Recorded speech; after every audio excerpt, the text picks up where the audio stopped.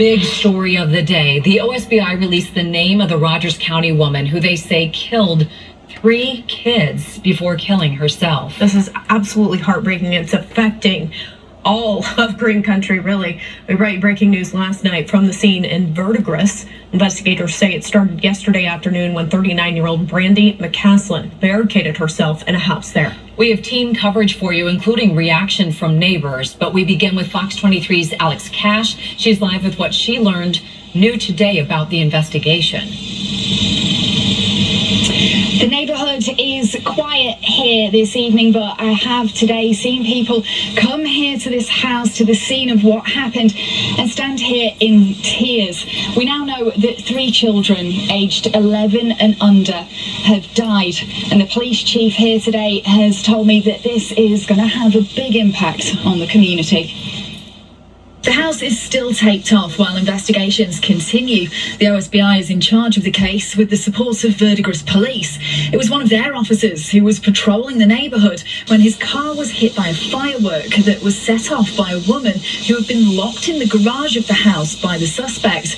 Verdigris Police Chief Jack Shackelford. She had brought the victim that was being held in the house, was in the garage, had brought one of the children over to be supervised on a visit.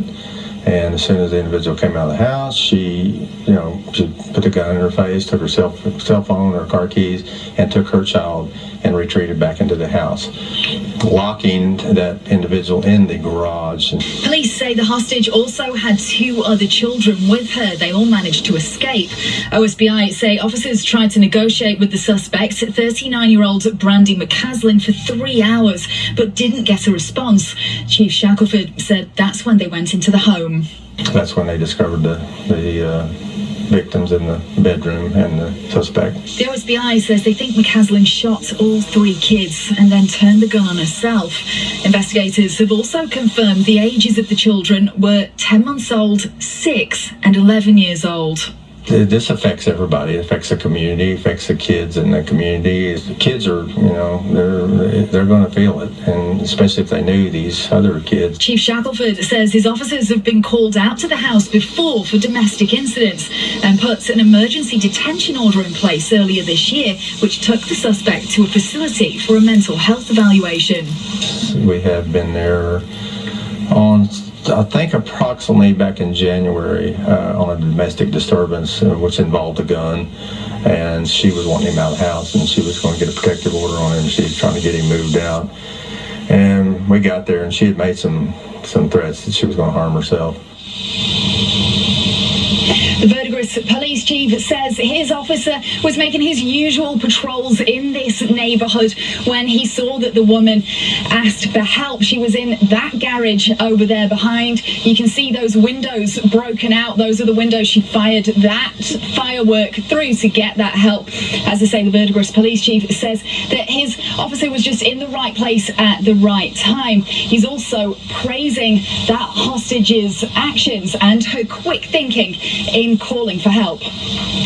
All right, Alex, such a tragic story, and we saw the scene out there last night. There were so many law enforcement and first responders. Yeah, Alex, is there any help available for the first responders who worked at that scene? Yeah, this must have been such an awful scene, and it comes on the back of a separate murder-suicide that happened here in Verdigris back at Easter time. And as investigations continue, the police and first responders have been offered counselling to help them with what they saw here. Covering news that matters, I'm Alex Cash, Fox 23 News. Continuing our Fox 23 team coverage, we're hearing from neighbors about that tragedy in Verdigris. They told Fox 23's Julia Gorman they're heartbroken. While there's still crime scene tape up surrounding this entire property, there's now also this colorful and bright memorial. I watched as a woman placed it there in front of this house while just squatting there and crying. Noe, Bryce, and Bubba are written across 3 wood panels. Scooters and a Batman bike also sit outside the home at the corner of Dogwood and Cypress. I knocked on the doors of at least a dozen homes in the quiet neighborhood. Neighbors tell me they're in shock. They say what happened Thursday night is devastating. One woman I talked with remembers law enforcement yelling through a blowhorn. She told me this tragedy makes her think about the difference small acts of kindness can have on a person's life. Another woman I talked with could barely get words out as she appeared to hold back tears. Hunter McKee with OSBI says this situation is also hard for law enforcement. When you're talking about 4 individuals who are dead, 3 children, this is extremely difficult for everybody involved. Everybody that's looking into this, trying to help best they can. As I said, this was a long process. Covering news that matters. Julia Gorman, Fox 23 News. Heartbreaking, and she talked about the woman there placing a memorial there just in tears, and it's hard to imagine for us who don't know the family, but to think of the family members, and we've been seeing those posts online, and it is absolutely devastating. So we are thinking of all of you tonight.